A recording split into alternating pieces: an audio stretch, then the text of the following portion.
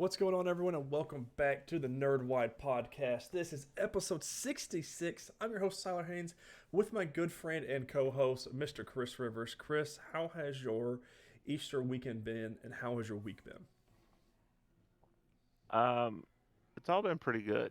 Yeah, no, no negatives to really speak of. That's Um, exciting. Enjoying a nice low key weekend. Hopefully it stays that way as far as the week's concerned as well. How's yours been? It's been okay. I'm really tired of the rain here in Nashville. Yeah, I'm just tired of it, especially with the puppy having to dry his feet off every time he comes in. He doesn't want to go out sometimes. Sometimes he wants to just stay out there, and I'm like, dude, we gotta wrap this up. I'm not trying to stand out here in the rain, but it's part of it. yeah, Easter was good, a lot of fun, a lot of family, and a lot of food, which is never a bad thing if you ask me. And yeah. then, but more importantly, a lot of fun news to talk about on top of just normal news and our normal stuff here. But this is the Nerdwide Podcast. Don't forget to subscribe to either our YouTube or podcasting services of your choice. If you enjoy the show, make sure you leave us a thumbs up on YouTube or give us a good rating on whatever podcasting app you are using. If you don't enjoy what you see or hear, make sure you leave us a comment below and let us know what we can do to improve the show. If you want to do more, you can always go to patreon.com/nerdwide. There's three different tiers there, three different monetary tiers as well, and a couple little goodies if you do subscribe there. You know what you should do? You should teach Fury how to use the toilet. That way he could just hop up there. Listen, we got to deal with the toddler first. We got to work on that one. So it's hit or miss. Just depends on the day sometimes. They Chris, can help each other. let's see. At this point, it's who can outdo who at this point. So Yeah. we'll see. Start putting bets on. We'll start putting on FanDuel. Chris, you been watching anything on TV?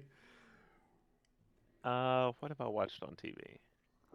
I I got caught up on Blue Bloods. Mm. I like to watch a lot of the procedurals and stuff like that. Um, Still going good. if I watch TV. Still going good, yeah.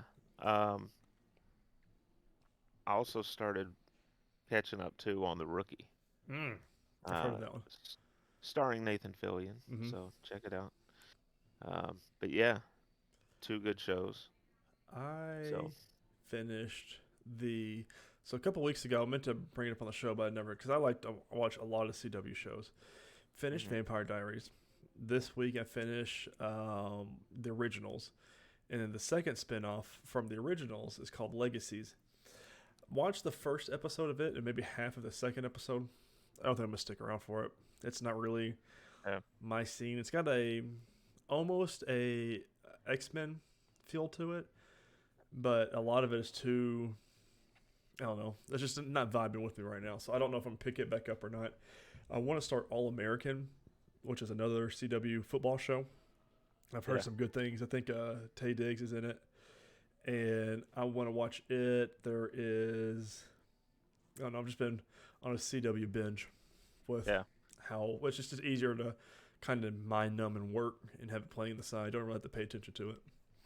Yeah, there was one other thing that I watched. Now that I think about it, it was right after we recorded last week. I guess I'll put it in TV here. Um, because it's broken up in four parts, and that's a documentary called JFK Destiny Betrayed. Mm. It's on Amazon.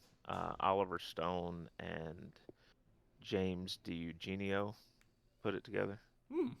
and it's basically an update on everything that we know since his JFK film came out about the assassination That's pretty and cool. everything that's yeah, it's really interesting. The one thing that they pointed out, there's a section where they're talking about JFK's legacy, and they said no other president has been honored in so many other countries as he has, Really? because there's statues, there's airports, there's schools, there's all sorts of different things named after him and everything else in all these different countries, because whenever there was an issue, instead of hitting the button to go to war, he talked to them and attempted to find a peaceful middle ground. And so those countries have always held him in high regard. That's pretty cool. I wonder So, if things would be different if he was president are still around. I doubt it, but it's still pretty cool though. Possibly. I mean, who knows? Yeah, it's, who Because knows at this point? he was going to pull all of our combat troops out of Vietnam Mm, by the end of 65. So everyone that went over, and especially those that didn't come back after that, would have still been alive. it's crazy, isn't it? Yeah, Just yeah. makes you think, especially conspiracy theory wise.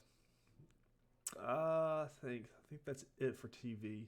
Oh, we're watching The Ultimatum, which is one of those What? trashy reality Netflix Oh, TV shows. okay. It's by the same people that did Love Is Blind. And I was just telling Jamie because we were watching while we were eating dinner a minute ago. So I don't think I'm gonna watch a season 2 if they make one. It's very toxic, very I don't know. It makes me feel icky. So the whole premise of the show is these, I think 4 or 6 couples or something like that, go on the show, and one person out of the couple is giving their significant other, an ultimatum that Hmm. by the end of this, you either get married to me or we're done. But the couples all mingle for a week, and then people pick who they want to live with for 3 weeks. That's not their significant other. Huh. And like you're supposed to be like you're on a break, but it's so weird. Like we're on the part now. We've got 3.5 episodes to we're completely done. 2.5 until we are on the finale. But they have a reunion afterwards. But we're at the part now where you do 3 weeks with your significant other that you originally came here with to see if anything's changed. But those 3 weeks, a lot of these people are sleeping with each other, making out with each other. Some people were making out with other people at the clubs and things like that. Like that's not who they came with and who they didn't come with on that 3 week journey. And I'm just like, this is very toxic and very. I just feel icky. I'm just like, I don't really like it. And some of the people are should not have been put in the spotlight. But other than Yeah. that, well, I like trashy TV. This is a little too trashy, I guess. But you know what, Chris is not trashy. Well, I'm not gonna say that. Moon Knight episode 3, titled "The Friendly Type." Overall, we're gonna do a recap here in a minute, but this episode, the first half, I feel so. We're going into full spoilers if you didn't know, but the first half was very rushed. I felt like all the way up until we got to the sarcophagus and then the fight scene. I feel like everything was just very all over the place, very scattered brained, and very very rushed. Which I think that's how they wanted to perceive it, but I did not like that at all. But like afterwards, felt great up until Harrow talking to Khonshu's statue, and just very weird things he was saying to it. But Yeah. other than that, it was a decent episode. The whole stars turning thing was really, really, really cool and really well done. And if you're a part of the MCU world and this started happening, I would just be like, oh, just another Tuesday here in Yeah. the Earth. Who is it this time? What did you think of this one? I liked it. I get what you mean about it seemed rushed, fast paced, but also the story was just. This is why they needed 8 to 10 episodes Yes, I because they 100% could have agree. taken more time to develop it. Um, but it was very cool episode. A lot of good action. I do think they moved the story along. We got 3 left, Mm-hmm. and I think this is. There's 2 things that I came away from the episode with. One, we get a Mad Rapport reference. Mm-hmm. So I don't know if that means we're going to see the Power Broker, I would love to see her again. or are we going to, when we were in Mad Rapport during Falcon and Winter Soldier.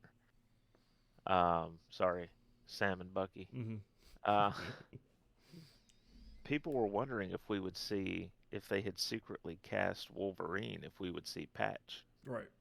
because when he's in his Patch persona, that's when he's in Mad Rapport. Um, we're further along now, so who knows? Maybe we get a surprise. Right. I don't know. The other thing though, and I saw this pointed out in a couple of places. Now that Khonshu has sacrificed himself, basically, to allow them to find um, the tomb, Mm-hmm. will Moon Knight still be Moon Knight? See, that's my Because question. I don't know anything about it. Khonshu gives him his powers. Right. So now that he's Stoned, I guess. I don't. Frozen, yeah, statued. I don't know. is that going to take away Moon Knight's abilities? Because he tells Steven, tell Mark to free me. Mm-hmm. Well, how do you free him? Do you just Do you break the statue, maybe? break the statue, Yeah. or And it he's looked not like the it only one that's been formed? statued either. Right, there's So. all others in there. Mm-hmm.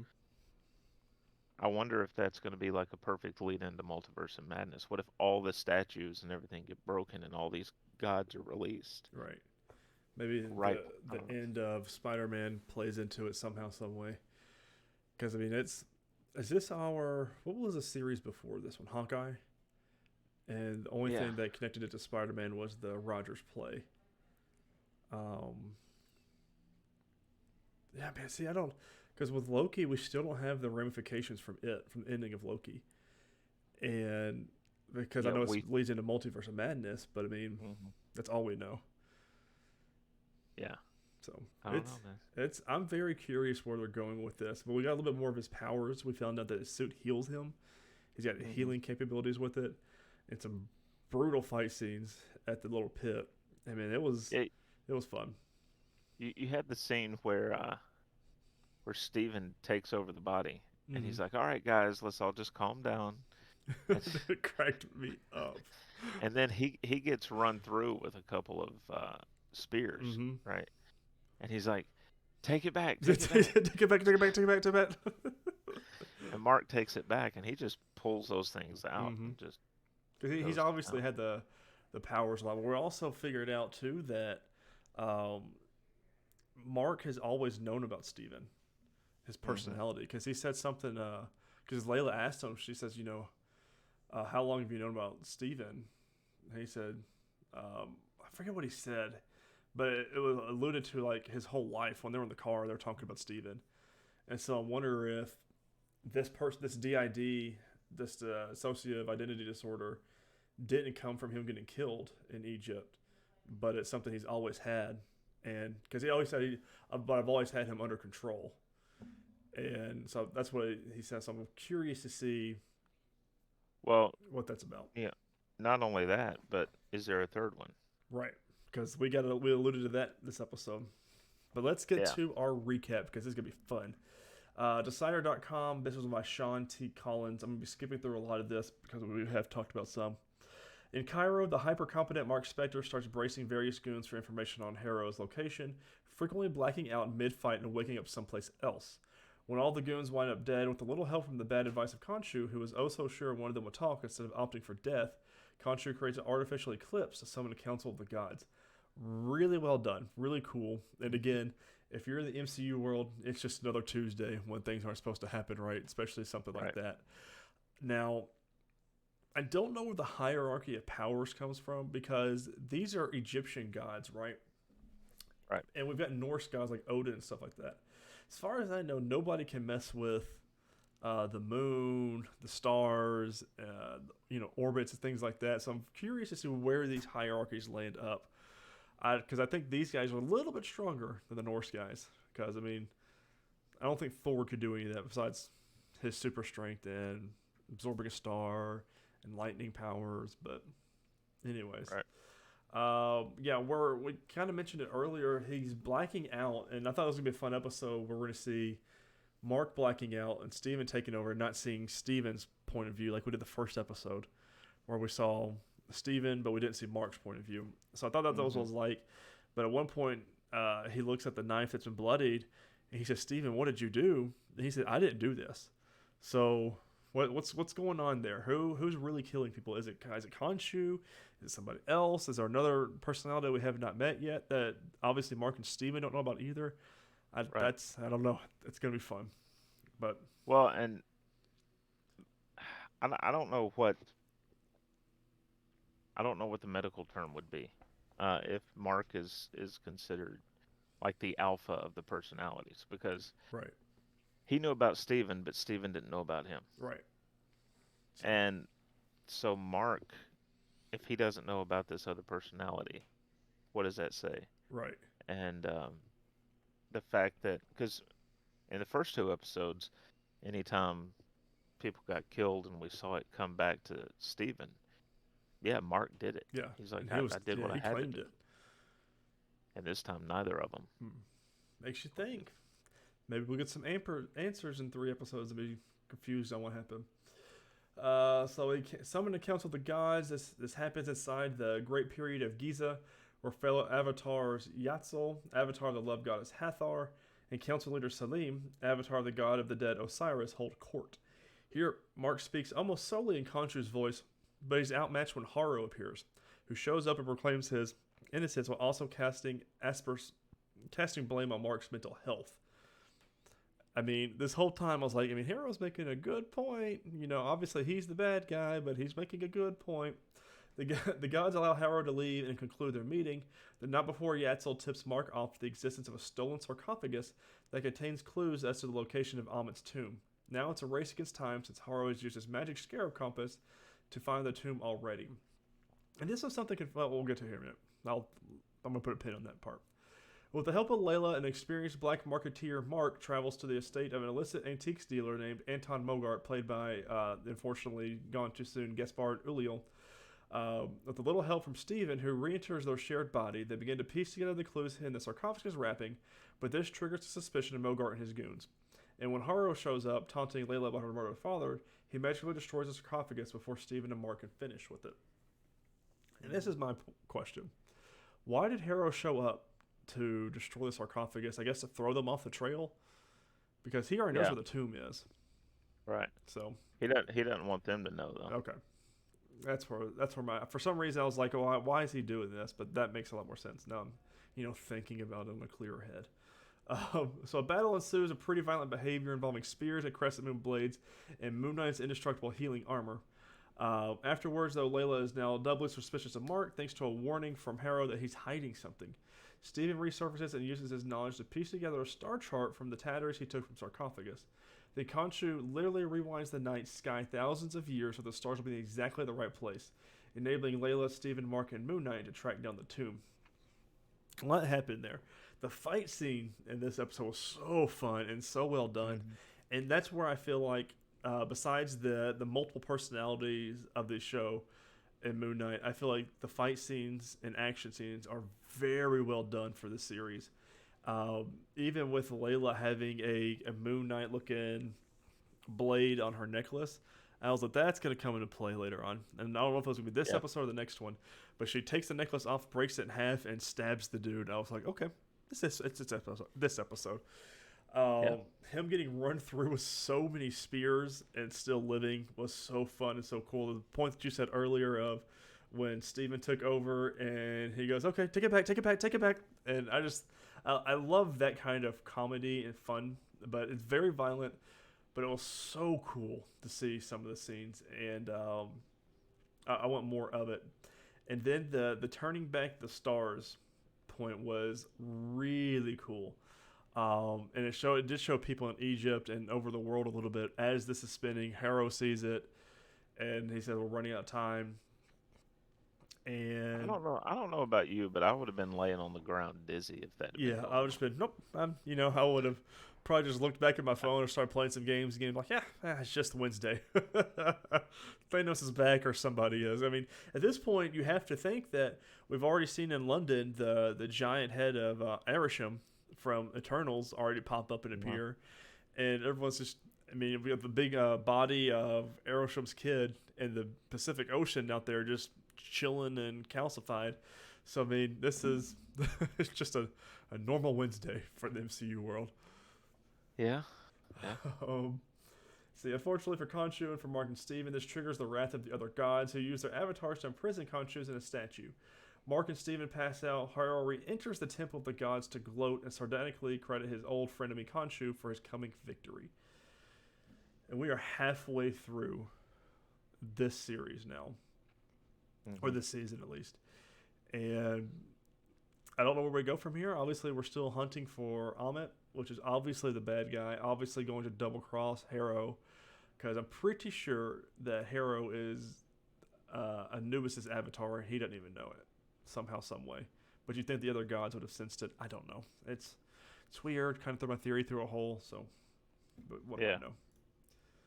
Good episode though, Yeah. We'll for the see. most part. So we mentioned um, before we started recording, there was a theory out there Mm-hmm. that Harrow is actually one Victor Von Doom, Mm, and I think it picked up steam because of the castle. right. Um, but this comes from comicbookresources.com. It points out Harrow only made one appearance in the Moon Knight comics in the 80s as a mad scientist trying to create a zombie army, only to be foiled by Moon Knight. This made it an odd choice for Marvel Studios to focus on such an obscure character, Mm-hmm. much less cast a venerable A-lister like Ethan Hawke in the role. Thus, it's easy to see Harrow being a red herring, with Hawke hiding in plain sight as Doom, using a different identity to mask that he's really the Latvian ruler. Um, And we do think that city was Latvia, or was Latvia yeah, yeah, in the first episode. So, I mean, it's possible. I just don't. I want to see how it ties into the Fantastic Four. yeah. I mean, I mean, if anyone's gonna do it, though, it's Kevin Feige. So, yeah, yeah. It's just, I wish it was a property that had a closer connection to the Fantastic Four. right. Moon Knight and the Fantastic Four. I'm not 100% certain if they ever crossed paths, but it's not a more common Yeah, link. like Spider-Man would have been a good connection to him. Punisher, even. I mean, Hmm.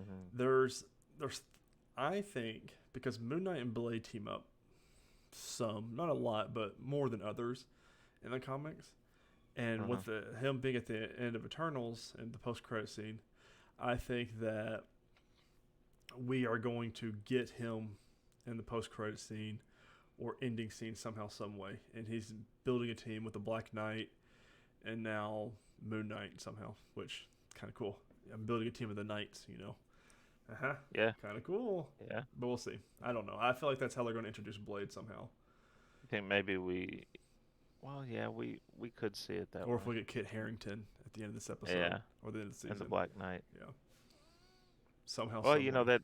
that's funny because, and this is totally not related to Marvel. Um, so Anne Rice in her books, her Mm-hmm. Vampire Chronicles, she has the lore being that the original vampires were from Egypt, Mm. and that they drank the bloods of the gods that gave them the immortality that they then passed on See? through this vampire It all lineage. ties in, So Chris. maybe, All ties in. Next week is episode 4 of Moon Knight. A couple of news stories here, some fun things to talk about. For Walker Scoble will play Percy Jackson in the upcoming Disney Plus series. I'm going to Variety.com by Joe Otterson.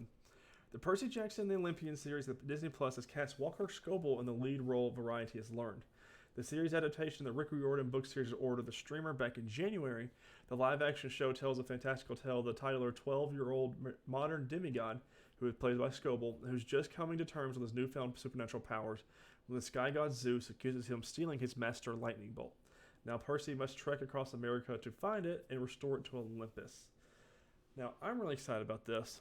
The book series we've talked about before, and we talked about this back in January when this got announced. I'm huge. I love the books. I still have them all, and a big part of my younger life.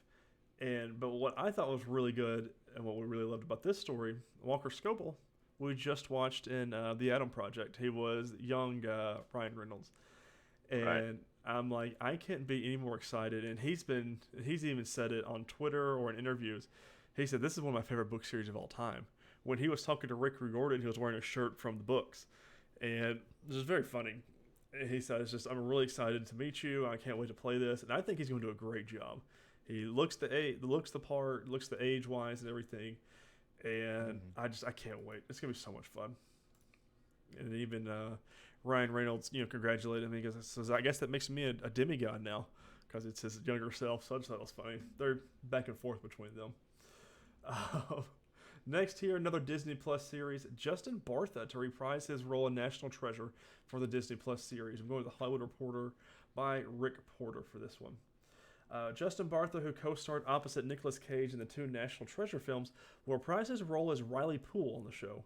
He'll guest star in the series, which is currently filming in Louisiana. Details of how Riley comes back into the story are being kept under wraps. That's awesome. So, do we get Nicolas Cage?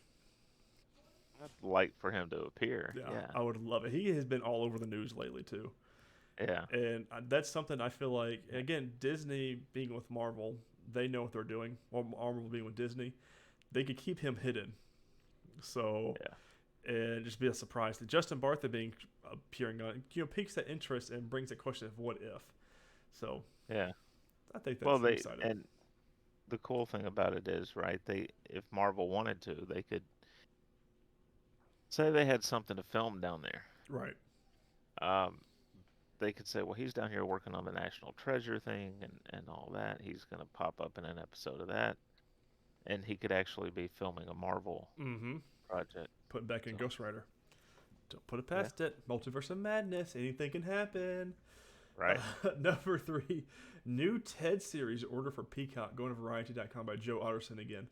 Seth MacFarlane's Ted series adaptation at Peacock is taking shape. Variety has learned the live-action comedy has added 3 new cast members as well as co-showrunners. Firstly, MacFarlane is officially on board to reprise the role of Ted, the foul-mouthed, pot-smoking teddy bear he played in the 2 Ted movies. This is in addition to creating the series and serving as executive producer, director, and co-showrunner. Georgia Wiggum, Max Burkholder, and frequent MacFarlane collaborator Scott Grimes have also been cast in the show. Furthermore, Modern Family executive producers Paul Corrigan and Brad Walsh have joined the series to serve as co-showrunners, writers, and executive producers. The show was first ordered at Peacock in June 2021. Awesome. Seen Yeah. the first one. I've seen both of them. I need to rewatch them again before the series comes on, but that's going to be hilarious and still helps me keep my Peacock membership because other than The Office, not really anything else going on over there. And then Right. last but not least, The Witcher Season 3 has added 4 new cast members. Not typically a big deal, but this one's fun because of who it adds. We're going to screenrant.com by Taylor McIntyre. After an action-packed Season 2, 4 new performers have joined the cast for The Witcher Season 3. Inspired by the books, I don't really care. We already know what it's all about. Netflix says blah, blah, blah. This is one of those stories that they put so much fluff in that it's hard to figure out who they did. Okay. The world will continue to expand, though, as the official Netflix has announced exciting new casting for The Witcher Season 3. Robbie Amell from Upload, The Flash, Legends of Tomorrow, a bunch of things. Menger Zhang from Shang-Chi and the Legend of the Ten Rings, Hugh Skinner from Fleabag, and Christelle Elwyn from Half-Bad are the newest additions to the fantasy world, giving us some insight into which characters will make an appearance. Although most details will likely be kept quiet, Netflix is giving fans a small preview by announcing who each actor will portray, from fierce fighters to Redanian royalty and more.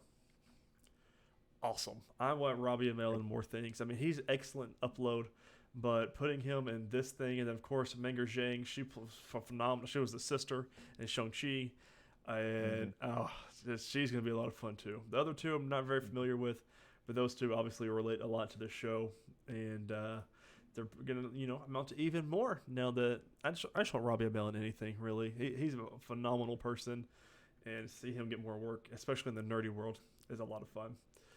Releases this week, Monday, April 18th, is the premiere of the last season of Better Call Saul on AMC. Tuesday, April 19th, Pacific Rim: The Black is on Netflix, and that is it for good old TV shows. A lot of fun. Did I hear the news correctly that Cranston is coming Yes, back? Cranston and Aaron Paul will be in the last season. I don't know for how long, obviously because it's a prequel to Breaking Bad. Right. But I think it's going to be when we first meet them. It'll probably be like the last episode they'll be in it. But they did announce that, which I'm like, the show is already really popular. I know what they're trying to do marketing-wise and bring in more of the audience. But I'm like, the show's already popular. You don't really have to Yeah. announce that. That would have been a lot of fun, and it would have broke the internet. And that last episode, both of them reprised their roles, and nobody knew Yeah. about it. But I don't work in marketing, so honestly, I don't know. To be honest with you. Seems like it'll help though. I'm sure it'll help the streaming numbers Yes. for um, everything before that because that gave up on Better Call Saul Yeah. will binge Come back to it. so that they I've been can, told I need yeah. to watch it because I love Breaking Bad, but I probably should watch it. But I got other things to Yeah. watch. Just a few. Right. Just a few. So have you watched any other movies? I sure Um, did, Chris, and it's this bad boy right here. Spider-Man No Way Home. Watched it for the second time. Watched all the features, gag reels, interviews, things like that. Everything it had to offer. I wish it had a commentary. It might. I just don't know it yet. But I don't think it does. that's just bogus. What I was gonna say, what did you think? Because I've heard other people review it, and they said the special features were mainly kind of fluff. Yeah. It's a lot of, oh, it's great to play this character, Yes. Yeah. They and had it's not two really panels. substantive. Yeah. Yeah. Some of the stuff, like they had behind the scenes. As far as like the choreography for the fights and how they did it, Hmm. that was really cool. Um, The they gag had reel I heard was good. which one? The gag reel. Gag reel always fun, always great. They all you could tell that this cast has fun.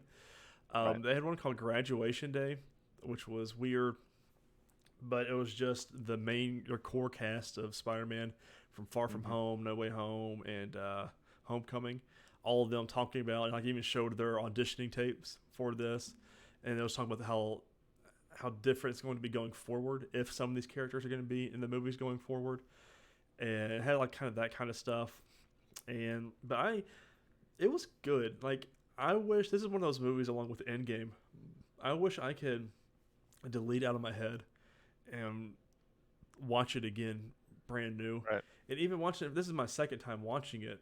Which I wish I would have watched it more in the theaters. But with a second viewing of this, with subtitles on, and not having the crowd pop when the exciting things happened, it was, I loved it even more. Like it's crazy to me how much I really enjoy this movie. Not being the biggest Spider-Man fan, but the biggest fan service that this Right. movie does for people, and it's just beautiful. And then watched it last night, and then when I was doing the docket for the show today, is when I watched some of the interviews and stuff. Which there was a lot of fluff. There was one where there was a heroes panel and a villains panel, and it was what was it like first time meeting each other. A lot of these things we saw in interviews in the past couple of weeks that came out that we've already seen, already know about, but they're all together, which is really weird because they did the photo shoot and then the interviews before even filming for the movie. And so it was like they read the script, but they hadn't filmed anything yet. So I'm like, that's kind of a weird way to do that. I think you do it the other way around. But I guess those ways to break the ice and get together. But like John Watson was even talking about for the hero stuff, he said, I had to go back and watch these movies because each Spider-Man has a different feel than Tom Holland does. He says Tobey Maguire is older now, he's more experienced. That's why in the movie he's more of the brains of the three. And he said Andrew Hmm. Garfield is very acrobatic, very witty, but very dark now. And he says, so how do we implement that into this film? And he goes, Tom Holland obviously does his thing. And it was very cool to see behind the scenes stuff like that, especially for a title that I love so much. And I want to go back and watch some of the other stuff because I didn't realize Movies Anywhere that has the features and stuff like that. I thought it was all on the disc until got done watching it, and Jamie said, because I was talking about it, she goes, "Oh, it's right there." So what do you mean? And it was right on the bottom of the screen, like it was halfway cut off. I said, "Oh my god!" I said, "I could have watched all these other movies that I've been wanting to watch the special features for and things like that. It's all right there." And I feel like an idiot. So I might watch some more movies this week. What There you go. about you, Chris? Anything for Yeah, you? I did, yeah. Before I get to it, because mine was, well, we'll go ahead and do it. It was when it was a game three. It was the conclusion of that baseball documentary series. Really good. Yeah, 5 stars still for recommend it. what it, for what it is. Um, I'm thinking I'm gonna go back and do a rewatch of the MCU. Ooh, I mean, we're like 27 movies in deep now. Yeah, Yeah, and the thing I haven't decided on yet is do I go in order of release or do I go yeah. chronologically Well, see, that's so in a I've timeline? started because my oldest daughter's going to go with us to see Doctor Strange, and I told her, I said, you have to watch WandaVision, you have to watch Loki, and I said you have to watch these 2 episodes of What If. I said because all this ties into it.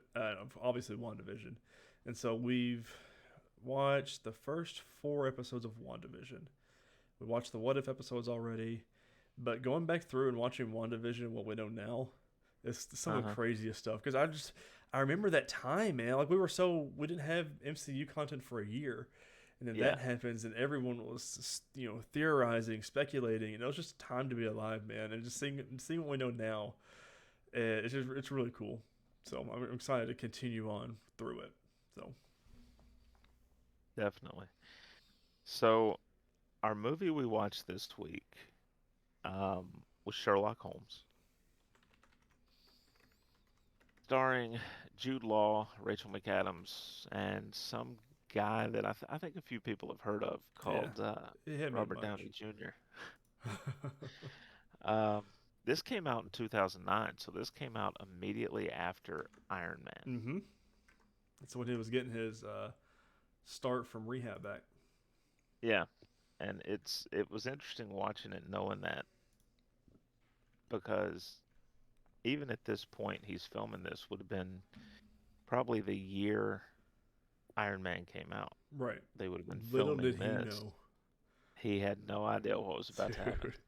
I don't think any of us did. Uh, he probably took this thinking this was probably going to be the more popular film, Right.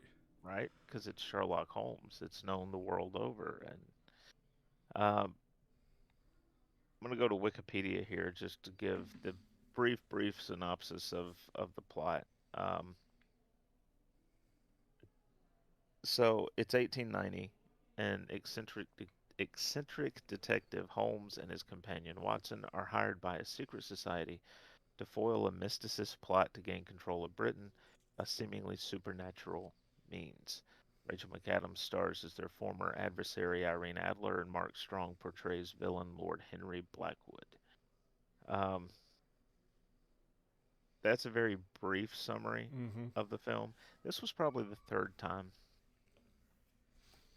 I think I've seen this. I think that's what below Um, it. Third or fourth. Yeah. yeah. Um, there's a lot of really good action here. And I Mm-hmm. think my favorite part of the movie,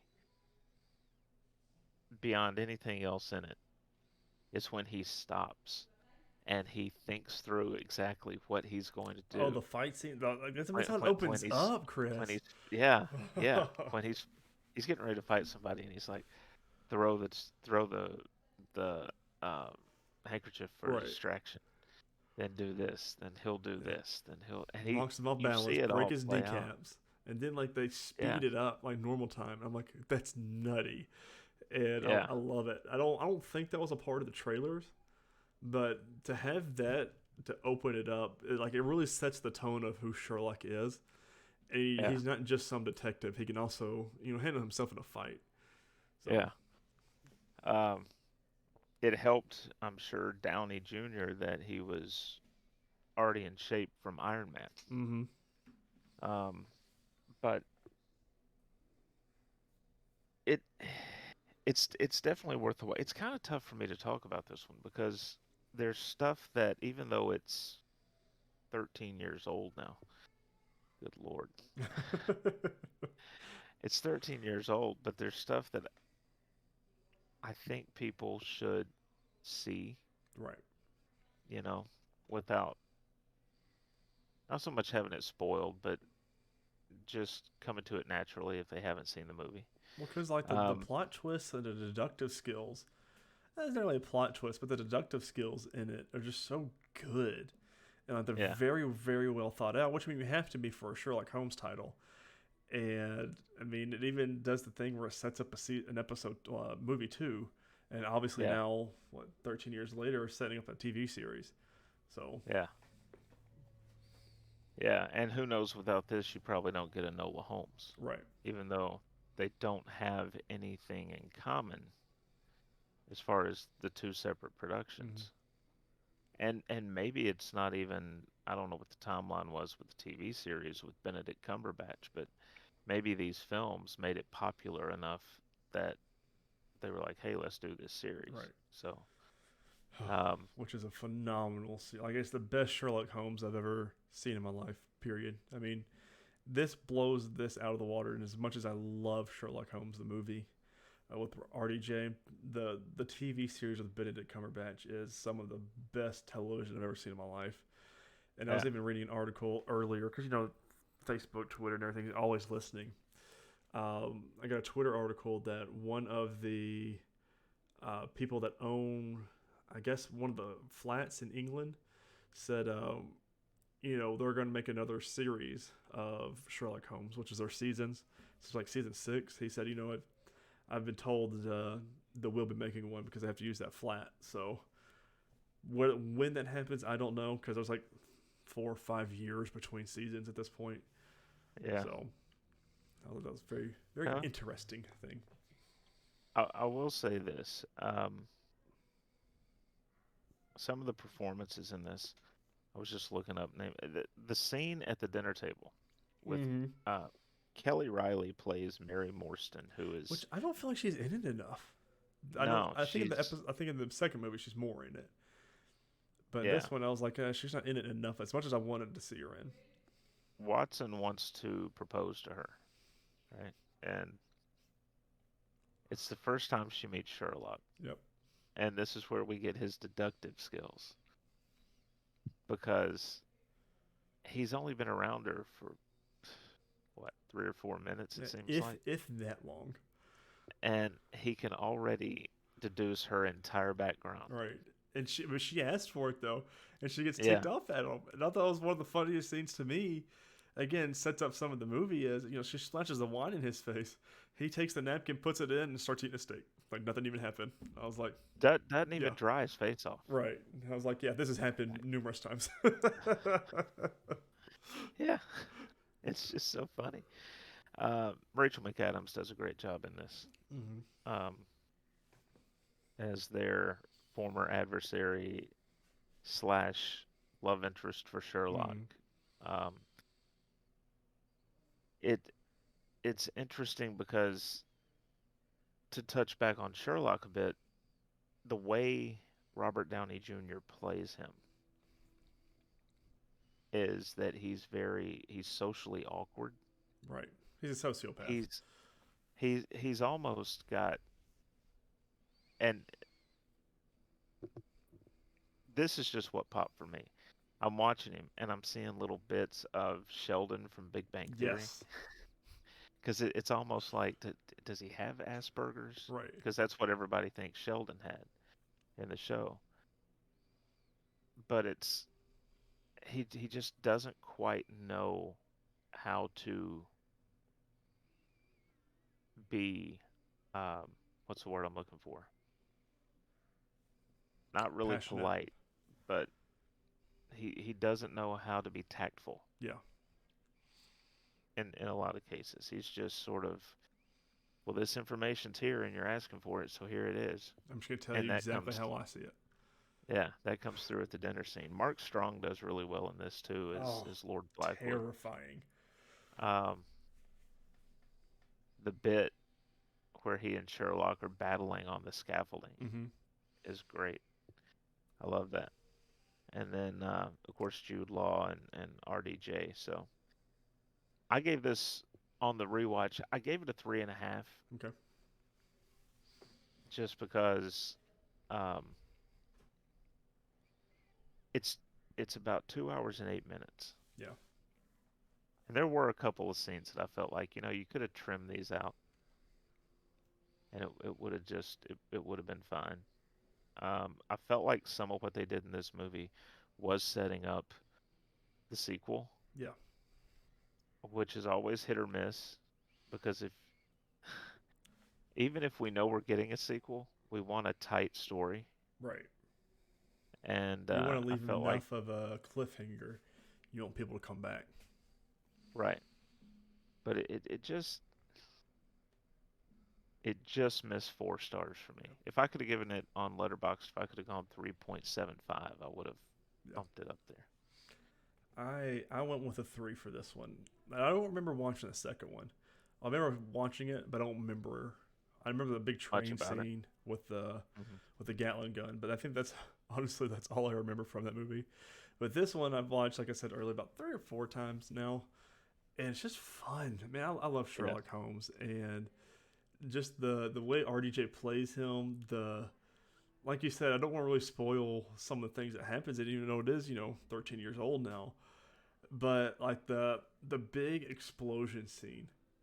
Like I can Hmm. remember watching it for the first time. I think I did see this one in theaters, but watching it and my heart dropping when that first bomb went off, and I said, "Oh my god!" And then the way that they played it, and then Sherlock's disguises he does throughout the whole movie was just Yeah. so cool. And like I didn't even catch on to some of them until they revealed it. Um, and then the way that the villain, Lord Blackwood, did some of the things that he did, and the way that he deduces them and tells everybody how he did them.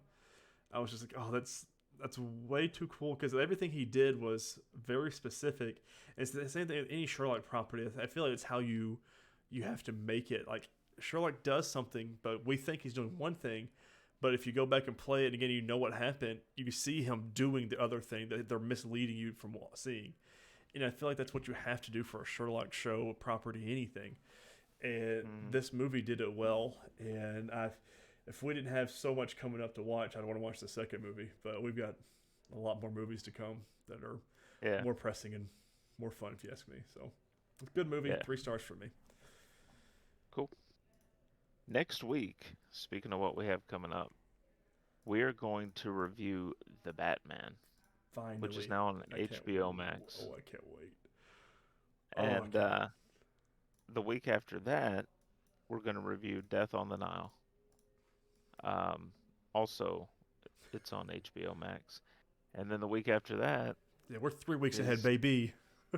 Doctor Strange in the Multiverse of Madness. Hmm. So, yeah, we got the next 3 weeks planned out. I might go ahead and watch Game of Shadows Just to watch it. I think I might do the just to same thing watch it. because I mean, it's all on. What would watch it? Netflix. Yeah. So might as well.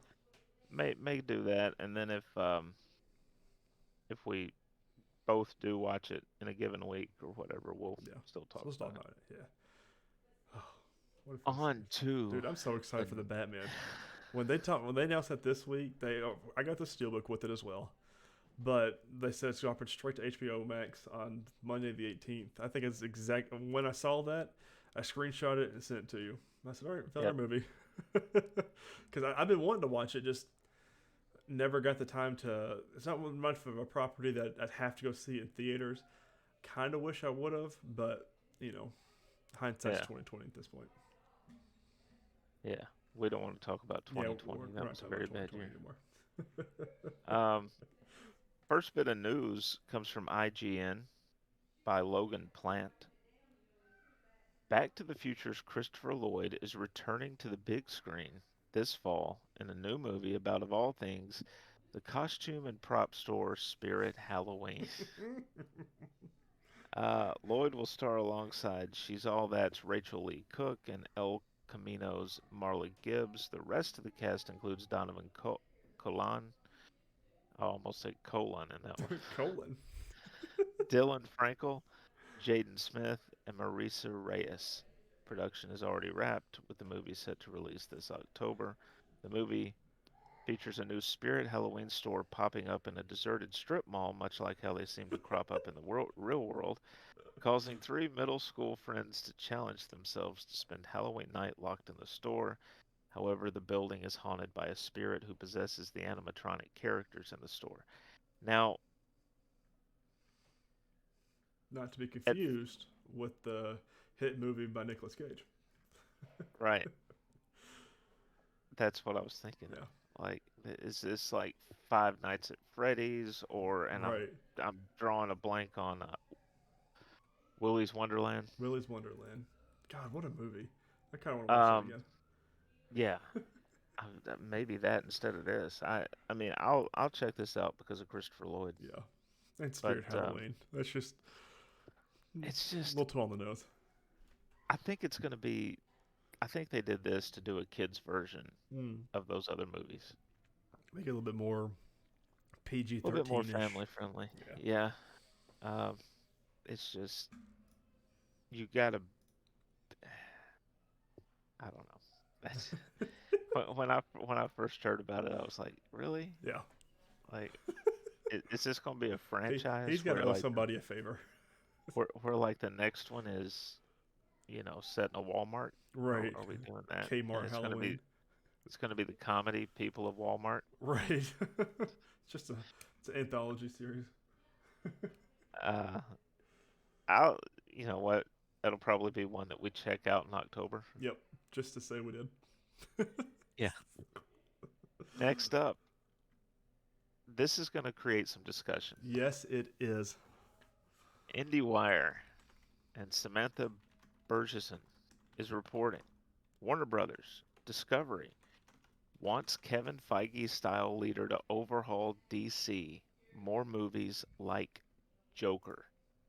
Multiple sources confirm the conglomerate's looking to totally revamp DC entertainment projects following the $43 billion merger. Um, let's see. Let me get down here to the meat and potatoes. Longtime Discovery boss Zaslav allegedly is looking to hire a creative and strategic czar, similar to what Marvel has in Kevin Feige, a source told Variety. Prior to the merger closing, Zaslav reportedly vetted candidates with experience in nurturing blockbuster intellectual property in an effort to hire someone who has a robust business background capable of helming different factions at DC for a more harmonious approach. Discovery insiders also told the outlet that while DC has found box office success with Matt Reeves' The Batman and Jason Momoa-led solo feature Aquaman, the effort lacks a coherent creative and brand strategy across vehicles. This is what we've been talking about. Mm-hmm. Read Um, that next paragraph too. it's a quote, and it says Discovery believes several top shelf characters, such as Superman, have been left to languish and need to be revitalized, Variety reported. They also believe projects like Todd Phillips' The Joker are a shining example of how second build characters from the DC library can and should be exploited. Margot Robbie's Harley Quinn is another example. Mm. Um, Someone has been listening to the podcast. Is all yeah, I'm gonna say. Zaslav has been listening to Yeah, the podcast. cause Hire us. yeah, for Uh, something. for this, why not? Right. Um, Supergirl would have shown up on Superman and Lois by now. Right. Um, it's, no, it's an interesting strategy. I think it's interesting that they mentioned that they want the business experience. Right. What they mean by that's not technically made clear because you don't have to be on the business side to be able to tie a series of films together in a Mm-hmm. franchise format. And do it well. Yeah. So we know Joss Whedon's out. Yeah. Hopefully, no. Hopefully out. Well, with all the accusations and everything, he should be Yeah. out. But Yeah.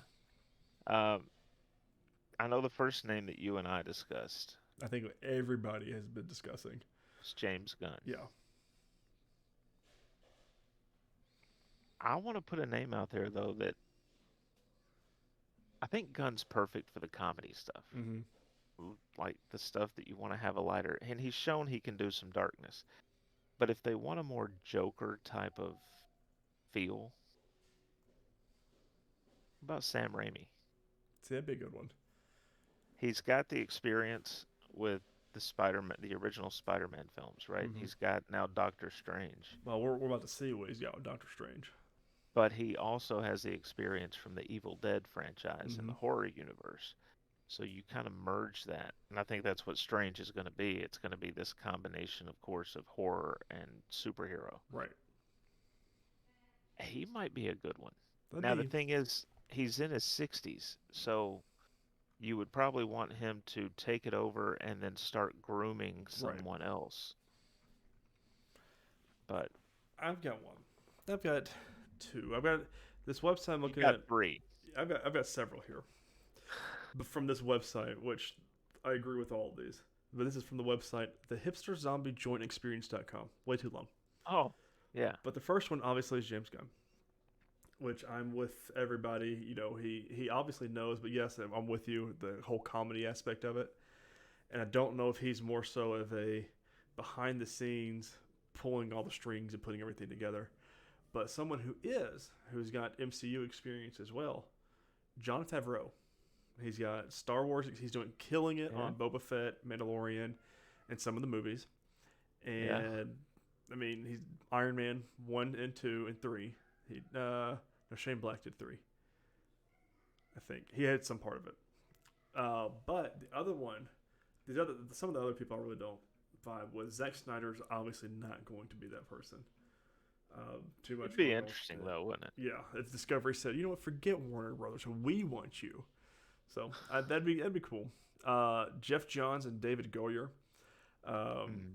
which Jeff Johns is CEO, no CCO of DC Comics proper, Right. which I've Right. loved him. He did Smallville. He had some touches in Uh-huh.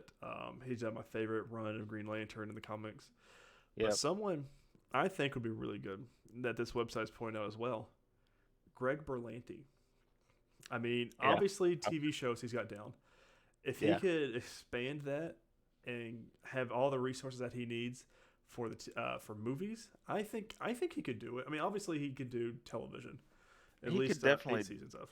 But he could definitely do it because where Feige really like obviously at that level, it's about being able to delegate right. and have the right people in place to delegate to.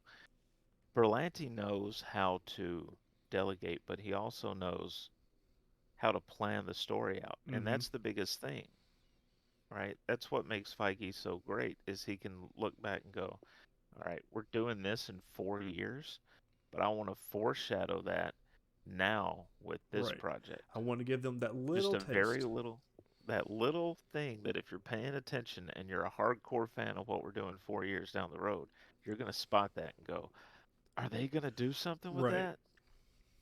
That's what Berlanti, I think, would bring to the table. I think a few of those guys would, It's but I think, it's it's it's crazy because Zelensky is realizing what everybody else has been thinking and knowing. It's like you've got all these characters that are not being one used, but used properly. I think Zack Snyder's Henry Cavill Superman, that's fine.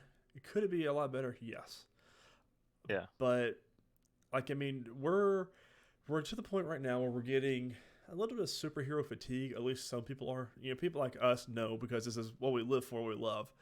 But a right. lot of people are getting superhero fatigue and they want that darker, grittier story like the Batman and Justice League and Zack Snyder stuff. But I feel like why not have both? And Yeah. put Superman somewhere down the middle, but be that glowing beacon of hope that we all know Superman is.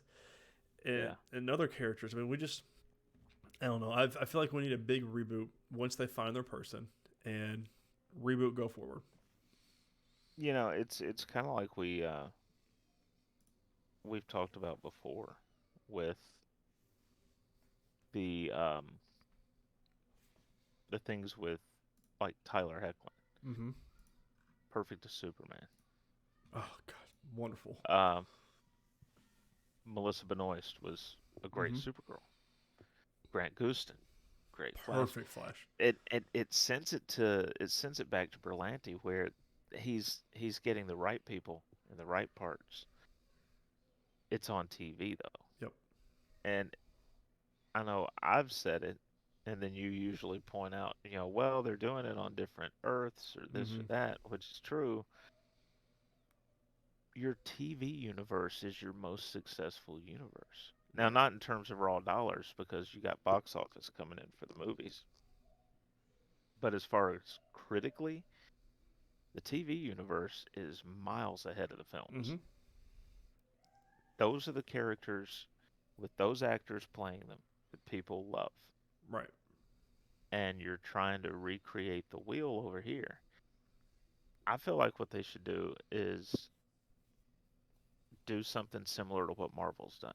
You take your B and some of your C list characters and you put them on TV.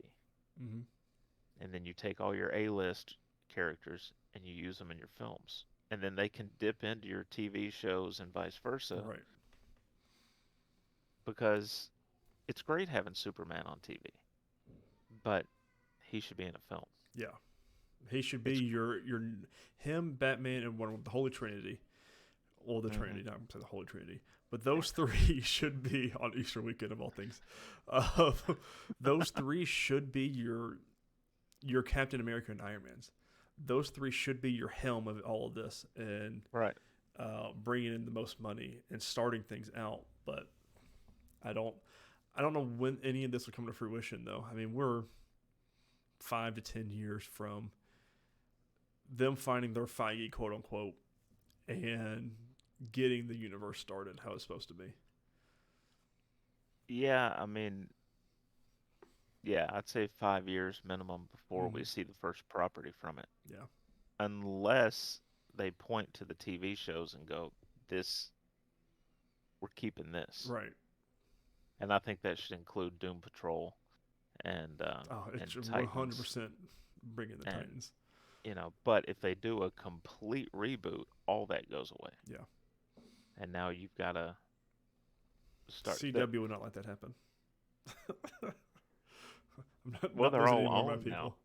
people. They're all owned now, right? Right. By Discovery. So the other thing though is one thing that's made the MCU work, and I know it seems like everybody loves the actor. It seems like such a minor character in the grand scheme of this whole universe that they built. But Nick Fury, Mm-hmm. as played by Sam Jackson, makes that universe go because he connects everything. Yep. He's your connecting factor. Do you have a DC character that it's not going to be one of your big heroes? It's going to be somebody off to the side, somebody who can put all this Oh, together. see, I don't. I mean, maybe Martian Manhunter. I mean, because see, I don't know though. Like, I would first thought I would say the Flash, but he's too. I feel like he's too big of one of your characters to connect those dots and pull the strings. Like that's why Nick Fury works so well. Is that I mean, essentially he's a spy, and that's how he's able to Yeah. do these things. And he's a big mastermind of it all. But I'm How not. about Go ahead. how about this? Because this is the sort of character that I'm thinking of. General Lane. Oh, that one would actually do really well because you could easily connect those Yeah, because you got the he could drop military in power. as any of them. Yeah, Yeah, that would work. Oh, that would really work really well. Or even Lois Lane with yeah, her reporting so, could work out there yeah. too. And she could be the contact Yeah, they would for all the trust two. her, and then she'd be the focal point of the group of the first initial Justice League. Obviously with Mhm. Superman, and then kind of how. No, she didn't really do anything in Batman v Superman. So that's a good And point. then you could have Batman upset with Superman because, well, of course she likes you better. You're Right. married to her. You know? Martha, I mean, the whole shebang. I mean, this is good news going forward. I mean, this is exactly what we have been wanting to hear and needing to hear about Yeah, DC, absolutely. I and tell you I what, can't wait. I would even be up for maybe they have like a little what would you call it?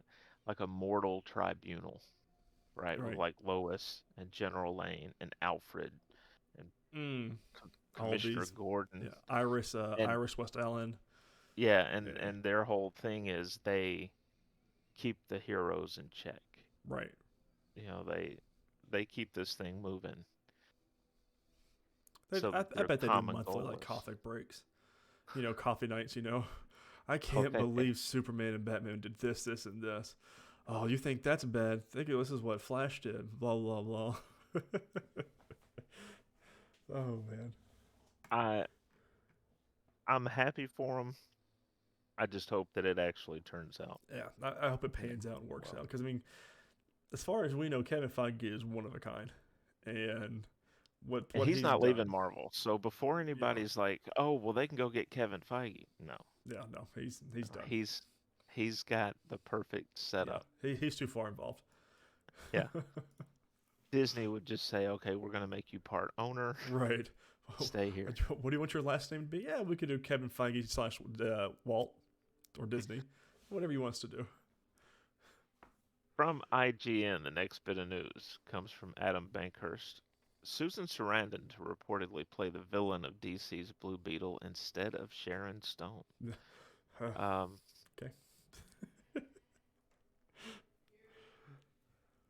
so it says Sarandon's already closed a deal to play Cord in Blue Beetle, DC Films' first superhero movie that will star a Latino character and Cobra Kai's, I'm going to mess this up, Zolo Maridueña.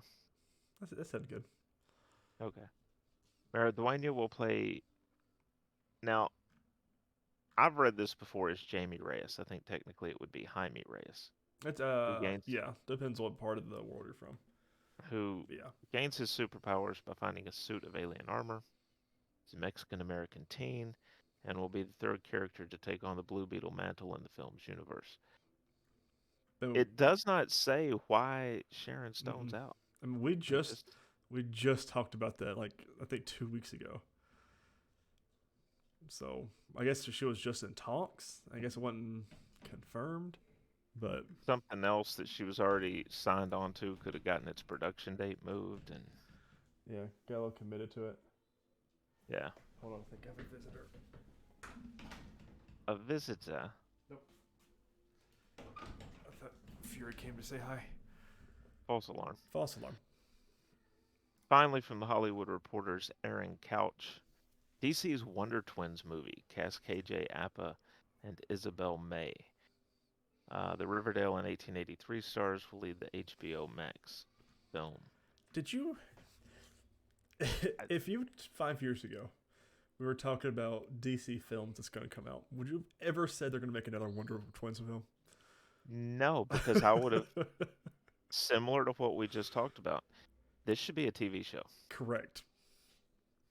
This should not be a movie. It would just work better as a TV show. Yeah. It could transition to it, but who knows at this point? I don't think we need the Wonder Twins. Nope. But this is exactly what they were talking about when they said it's this disjointed kind of thing. There's no cohesive direction with DC. It's like, oh, that property will be good. Let's Yeah. put it out there. And I'm very, very glad that this sort of thing hopefully is going away and going away quick. Um, There he is. if you're watching on YouTube, you can see Fury. Niklaus Fury Haynes. Look at him. Look at my He's big like- baby. He's like, "What's going on?" Yeah. He has no idea. He's hardly ever allowed in None. this room, so. He's looking around, seeing what he's missing. Here you go, back. But yeah, I just absolutely 100% cannot understand It's this. Wonder Twin. I don't like. I'm all for KG Appa, phenomenal actor, Riverdale. You know, one of the main stars. But this came across my Twitter feed this week, and I said, "Huh, nah, did not see that coming whatsoever." And No, and No. here we are. not good. Not good. And the thing is, it's an HBO Max film, so maybe it'll be darker Right. than what everybody's thinking of with the Wonder Twins, but it's the Wonder Twins, Yeah. man. Like if you're gonna do something like that, I would rather them, if they wanted a movie for HBO Max, I would rather them have done, like do like a Doom Patrol movie Mm-hmm. Right. or Titans movie Right. and put it on HBO Max. This should have been a Guggenheim production. Like this should have been a part of the CW. It should have been left in the 70s where the cartoon was. That's there's a place for it Right. if it's done right. If they introduce the Wonder Twins on a quirkier show like Legends of Tomorrow Mm-hmm. for an arc, That not wouldn't even permanently. that would even work. Yeah, Somehow, some way, it this would still work. yeah, especially for an arc and not to have them permanently on there. Mm-hmm. But this, I I really don't want to crap on DC, but they make it easy, Yes. and I'm hoping they make that much harder to do as time goes on. Releases this week: The Northman in cinemas April 22nd, I will be and watching it and talking about that next episode. awesome. And on April the 18th, as Tyler already mentioned, HBO Max, we are getting The Batman. Can't wait. Oh, I'm gonna turn out all the lights, turn the surround sound up real loud. It's gonna be a fun weekend this weekend coming up. Video game wise, Chris, have you been playing anything fun, notable, anything new, anything exciting? I've been grinding the show, man. I'm almost through the first major program. I am So, still stuck in Elden Ring. I can't get out, man. I can't. Like as soon as like I think I'm done, I'm like okay, I'm gonna go play something else, and then I'm like I can't. I can't. Like it's got such a grip in me, and it's gonna be crazy because Game of the Year this year is going to be nuts. I mean, we're not even in the fall, so yeah, I need to do my backlog. I'm bringing the PlayStation down so I can play it more while I'm doing other things. I'm yeah, not gonna say on live, but um, have a little bit more games to play. So, but yeah. Elden Ring is I, got me. I will say this: there is a game coming out 22nd. If you're a baseball fan, it's called Out of the Park OOTP 23, and it's got a lot of text space, but you have everything. If you're just looking for a simulation game Mm, on how to run a franchise from top to bottom, I mean from your international academies all the way up to your major league roster, really? um, yeah, this is the game. Well, speaking of baseball, how's opening week been for you? Eh, you know Yeah, the Braves let some games drop yeah. uh, that I felt they could win, but it's look they won the World Series last year, Ah, so what do you expect them to I, do? Come back and do it again? Start off great. Hands are too heavy with those rings now. I guess. So. have you seen those rings? Huge. 755 diamonds, Yeah, just because. You know, just because they can do it. right.